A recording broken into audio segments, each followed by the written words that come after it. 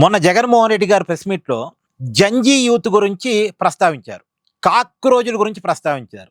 సరే, కాక్రోజులు అనే విషయాన్ని పక్కన పెట్టి జంజీ యూత్ అనే పదాన్ని, అంటే జంజీ యూత్ జగన్ని ఆదరిస్తారా, అసలు జంజీ యూత్కి తగ్గట్టుగా జగన్ ఉన్నాడా, ఇక్కడ మనం మాట్లాడుకునే ప్రయత్నం చేద్దాం.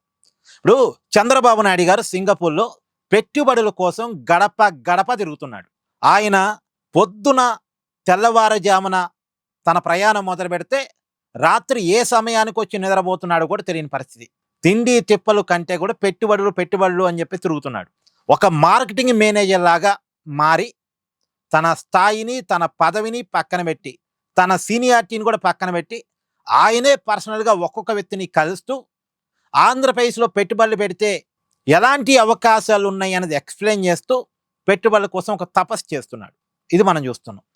కానీ జగన్మోహన్ రెడ్డి గారు కూడా ఈ మధ్య కాలంలో కొంతమందితో భేటీ అవుతున్నారు, ప్రజలతో డైరెక్ట్గా కలుస్తున్నారు. ఇవాళ ఆక్వా రైతులతో కలిశారు, అంతకుముందు అమరావతి రైతులతో కలిశారు, ఆ మధ్యలో డిఎస్సి అభ్యర్థులతో కలిశారు. కానీ జగన్మోహన్ రెడ్డి గారు ఎవరిని కలిసినా సరే తన ప్యాలెస్కి పిలిపించుకునే కలుస్తున్నారు. జగన్మోహన్ రెడ్డి గారికి ఒక శాపం ఉన్నట్టుంది. గడప దాడితే ఆయన తన 1000 ఒక్కలు అవుద్ది అనే ఉన్న శాపం ఉందా? ఎవరికో మన పురాణాల్లో శాపం కనుక ఉన్నట్టు. అంటే ఎందుకు ఆయన గడప దాటి, ఇప్పుడు ఆక్వా రైతుల్ని తన దగ్గర పిలిపించుకోవడం కాదు కదా, ఆక్వా రైతుల దగ్గరికి జగన్ పోవాలి కదా. వాళ్ళకేదో సమస్య ఉంది, ఫీడ్ ధరలు పెంచడం మీద వాళ్ళలో కొంత అసహనం ఉంది, ఆవేశం ఉంది, వాళ్ళలో ఏదో బాధ ఉంది. ఆ బాధను అర్థం చేసుకోవడానికి జగన్మోహన్ రెడ్డి గారు వాళ్ళ దగ్గరే పోవాలి, కానీ వాళ్ళని తన ప్యాలెస్ పిలిపించుకోవడం ఏంది? అమరావతి రైతులైతే తన ఇంటి పక్కనే ఉంటారు, వాళ్ళు అమరావతి లోనే కదా ఆయన జగన్ ఉండేది.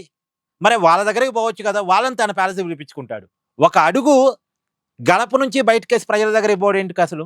ఇప్పుడు ప్రజలకి ఏదైనా బాధో కష్టం ఉన్నప్పుడు ప్రజల దగ్గరికి నాయకుడు వెళ్ళాలి తప్ప నాయకుడు దగ్గరికి ప్రజలను పిలిపించుకోవడం అనేది ఇది కొత్త సాంప్రదాయం. ఎవరైనా ఏదైనా బాధ చెప్పాలనుకుంటే, ఎవరికైనా ఓదార్పు కావాలనుకుంటే, ఎవరికైనా పరామర్శ కావాలనుకుంటే రండి, నేను పరామర్శించడానికి రెడీగా ఉన్నాను, నేను ఓదార్చడానికి రెడీగా ఉన్నాను అని చెప్తున్నాడు జగన్. అధికారంలో ఉన్నప్పుడు ఇలాగే చేశాడు. ప్యాలెస్ దాటి బయటకు వచ్చేవాడు కాదు, ఎప్పుడైనా వస్తే పరదాలు కట్టుకొని వచ్చేవాడు. ఇప్పుడు కూడా అలాగే ఉన్నాడు. సరే, అధికారం కోసం ఎన్నికల కంటే ఒక 1 year ముందు, 1.5 year ముందు బయలుదేరి ప్రజల దగ్గరికి వెళ్తాడేమో. అది ప్రజలకు తెలియదా? ఎన్నికలు ఉన్నాయి కాబట్టి వచ్చాడు, ఎన్నికలు అయిన తర్వాత మళ్ళీ కనపడ్డు. ఏదైనా చెప్పాలనుకుంటే ఆయన పోయి మనం కలవడం తప్ప ఆయన మన దగ్గరికి రాడు. ఎన్నికల కోసం మాత్రమే వచ్చాడు, ఓట్ల కోసం మాత్రమే వచ్చాడు. సో జగన్ జనాన్ని కలవాలంటే ఎన్నికలు రావాలి, అది కూడా జగన్ చేతిలో అధికారం లేకుండా ఉండాలి. అప్పుడే మాత్రం జగన్ జనాన్ని కలుస్తాడని జనానికి అనిపించదా? ఇప్పుడు ఇక్కడ ఎవరు జంజీ యూత్ చెప్పండి?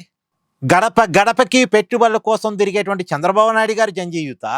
76 వయసులో నేను యూత్ అని చెప్పుకొని గడప దాటానికి కూడా ఇబ్బంది పడే జగన్మోహన్ రెడ్డి గారు జంజీ యూతా?